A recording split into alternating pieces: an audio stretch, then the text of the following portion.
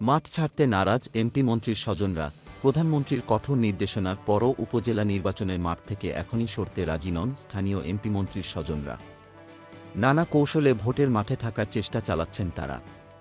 সংশ্লিষ্ট এমপি মন্ত্রীরাও তাদের পক্ষে সামনে আনছেন নানা যুক্তি ও অজুহাত। দলের সভাপতি প্রধানমন্ত্রী শেখ হাসিনার সঙ্গে কথা বলা বা সরাসরি তার কাছ থেকে নির্দেশনার অপেক্ষাও করছেন অনেকেই। এছাড়া নানাভাবে সময়ক্ষেপণ করতে চাইছেন তারা।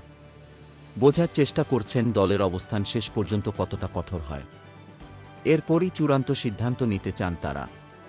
দ্বাদশ জাতীয় সংসদ নির্বাচনের পর অনুষ্ঠেয় উপজেলা পরিষদ নির্বাচনে দলীয় মনোনয়ন না দেওয়ার সিদ্ধান্ত রয়েছে আওয়ামী লীগের।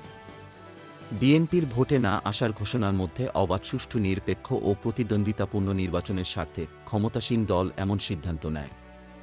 তবে এরপরই আলোচনায় আসে নির্বাচনে স্থানীয় এমপি মন্ত্রীদের প্রভাব বিস্তার ও তাদের পরিবারের সদস্যদের প্রার্থী করা নিয়ে। প্রতিদ্বন্দ্বী প্রার্থীদের নির্বাচন থেকে সরে যেতে হুমকি তুলে নেওয়া এবং প্রচারণায় বাধা দেওয়াসহ নানা অভিযোগও ওঠে কয়েকজনের বিরুদ্ধে। শুরু থেকেই এমপি মন্ত্রীদের নির্বাচনে প্রভাব বিস্তার বা প্রার্থীদের সমর্থন না দেওয়ার নির্দেশনাও দিয়েছিল আওয়ামী লীগ। কিন্তু দলের কোনো নির্দেশনাই তোয়াক্কা করছিল না তারা।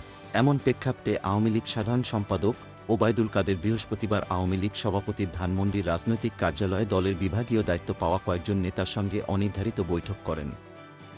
বৈঠকে আওয়ামী লীগ সভাপতি প্রধানমন্ত্রী শেখ হাসিনার বরাত দিয়ে দলের সাধারণ সম্পাদক ওবায়দুল কাদের জানান, প্রার্থী হতে পারবেন না তাদের এমপি মন্ত্রীদের পরিবারের সদস্য বা নিত্যাত্মীয়রা। যারা প্রার্থী হয়েছেন তাদের সরে দাঁড়াতে বলা হয়। সতর্কও করা হয় প্রভাবশালী কয়েকজন এমপিকে। তবে দলীয় সভাপতি প্রধানমন্ত্রী শেখ হাসিনার নির্দেশনার পরেও এখনই মাঠ ছাড়তে নারাজ তারা। Golam Mostafa, desk report, BE news, Dhaka.